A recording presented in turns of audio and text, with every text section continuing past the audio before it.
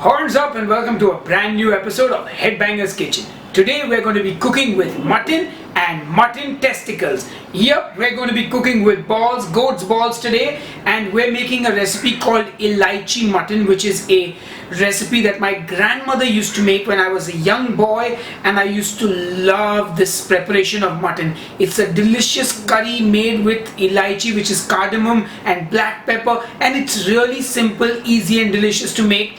And yep, we used to put the goat's balls in it too, and trust me guys, you're conditioned to believe that these are things you should not eat or that they don't taste good, but trust me, cooked right, goat's balls are delicious, as is the brain and the heart and etc, etc. In fact, I know a lot of people don't eat offal, but you know what, that's an awful thing to do. I think you should definitely give it a go. Anyway, enough jibber jabber, let's go and make that elaichi mutton. Elaichi, by the way, is cardamom, in case you missed it. So to make our mutton, we're going to start by making a special spice mix using some green cardamoms, some fresh black peppercorns and some cumin seeds. And you're just going to blitz this in a food processor till you get a nice powder. It's that easy. This is the base for our elaichi mutton. Once that's done, I'm going to put an onion in the blender and blend that, and I have an onion paste. And now it's time to cut the goat balls into halves. Now you don't need to do anything, you can remove the skin, but honestly you can just cook it like I do and eat it because it's delicious. All parts of the balls are edible. Just cut them into two halves and make sure you wash your balls properly. Now we're going to get our pressure cooker on the stove and heat up some ghee or clarified butter. Now the reason we use a pressure cooker is because the mutton will cook in like 20 minutes as opposed to 45 minutes to an hour if you braise it in the liquid. It's your choice, but I prefer the pressure cooker.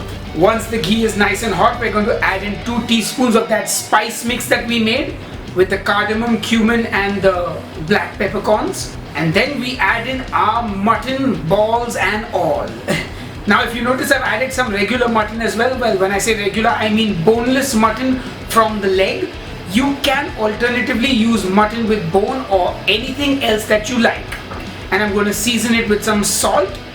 And I'm going to give everything a good mix. You want all the mutton pieces to be coated in that spice mixture. Once that is done, we're going to add in a teaspoon of ginger garlic paste. You can also add fresh ginger and garlic, no problem. And I'm going to add that onion paste and give it all a good mix. And now I'm going to add in some water and give it all a good mix. Now I'm going to add in some turmeric and some coriander powder for a little extra spice to it. And then I'm going to shut the lid and pressure cook it for about 20 minutes.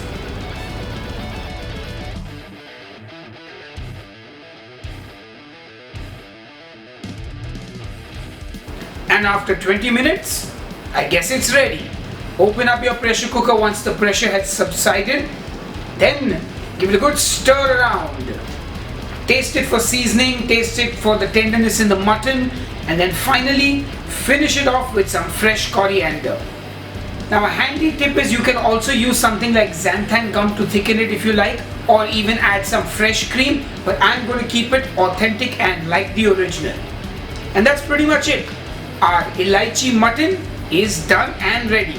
Also, I believe it's called Fote Gosht in Sindhi, which is what I am, but yeah.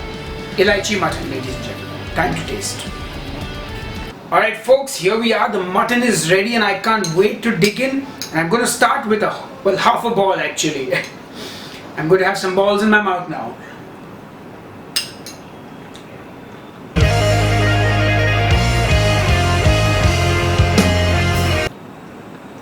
I don't care what any of you think or say, goat's balls are delicious. It's exactly how I remember it being in my childhood.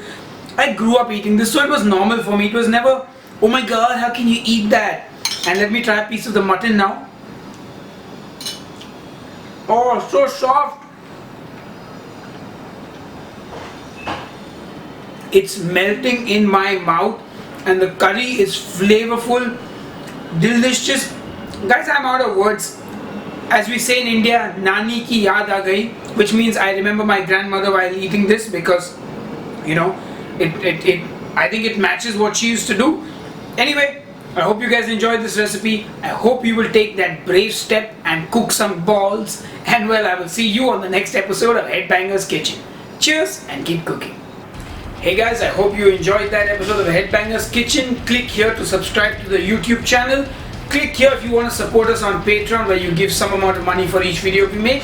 And if you want to watch another Headbangers Kitchen episode, click here. And in case you didn't know, I play in a band and you can listen to some of my music here. Cheers.